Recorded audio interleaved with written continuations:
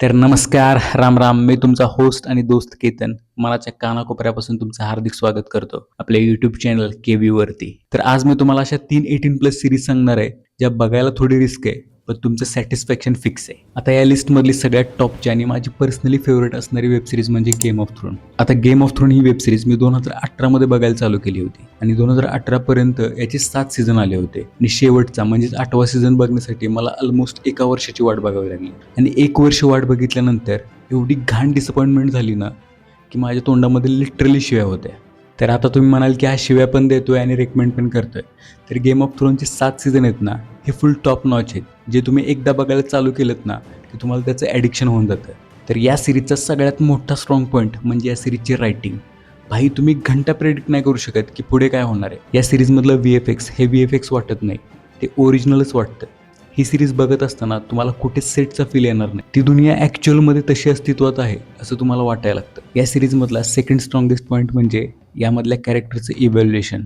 एकतर या सिरीजमध्ये ढीक कॅरेक्टर आहेत आणि तरीसुद्धा प्रत्येक कॅरेक्टरसोबत आपली एक अटॅचमेंट तयार होते, जसं माझं टिरियन लॅनिस्टर सोबत झालं होतं. भाई हे कॅरेक्टर आहे ना, माझं गेम ऑफ थ्रोनमधलं सगळ्यात फेवरेट कॅरेक्टर आहे. ज्या पद्धतीने पीटर डिंक्लेज यांनी हे कॅरेक्टर साकारलंय ना, सॅल्यूट. आता ही सिरीज बघत असताना तुम्हाला तुमचा कुठला मित्र स्पॉइलर द्यायला आला तर त्याच्याकडे अजिबात लक्ष देऊ नका. आपलं सगळं लक्ष डिनेरिसवरती कॉन्सन्ट्रेट करा. आता या सिरीजमधलं माझं सेकंड सगळ्यात फेवरेट कॅरेक्टर म्हणजे आर्या स्टार्क. भाई काय पोरगी आहे, एकदम बॅड ॲज. एका पॉईंट नंतर तुझं कॅरेक्टर एवढं खतरनाक होतं ना, तुम्ही विचार पण करू शकणार नाही. ही सिरीज बघितल्यानंतर तुमचं फेवरेट कॅरेक्टर कोणतं होतं हे सांगायला कमेंट बॉक्समध्ये विसरू नका. गेम ऑफ थ्रोन बघितल्यानंतर मला अशी कोणतीच वेबसिरीज भेटत नव्हती जी मला GOTच्या हँगओव्हरमधून बाहेर काढू शकेल. आणि त्यानंतर तब्बल 2 महिन्यांनी मी बघितली ब्रेकिंग बॅड ही वेबसिरीज, जी गेम ऑफ थ्रोन नंतर माझी दुसरी सगळ्यात फेवरेट वेबसिरीज बनली. आता या वेबसिरीजमध्ये असं काय आहे ज्यामुळे ही ग्रेटेस्ट ऑफ ऑल टाईम बनते आणि याला IMDbवरती सगळ्यात हायर 9.5 रेटिंग आहे.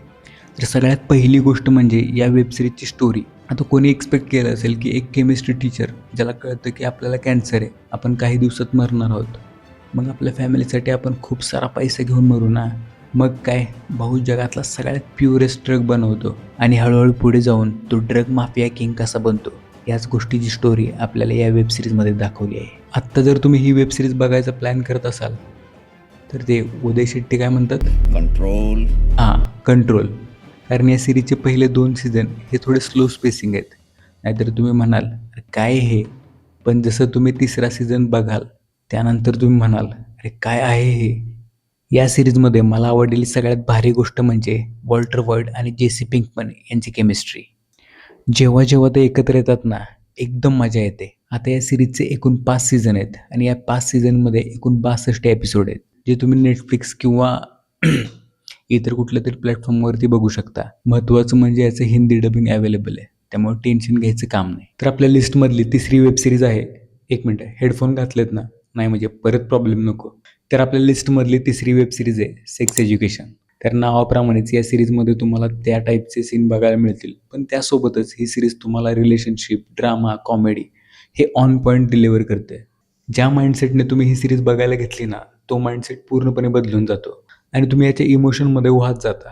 आता या सिरीजची थोडक्यात स्टोरी सांगायची झाल्यास आपल्याला यामध्ये एक ओटिस नावाचा टीनेज मुलगा दाखवला आहे. त्याची आई एक सेक्स थेरपिस्ट असते, त्यामुळे भाऊला सेक्सबद्दल खूपच जास्त प्रमाणात माहिती असते. आता ही गोष्ट त्याच्या कॉलेजमध्ये असलेल्या क्रशला म्हणजेच मेवला समजते.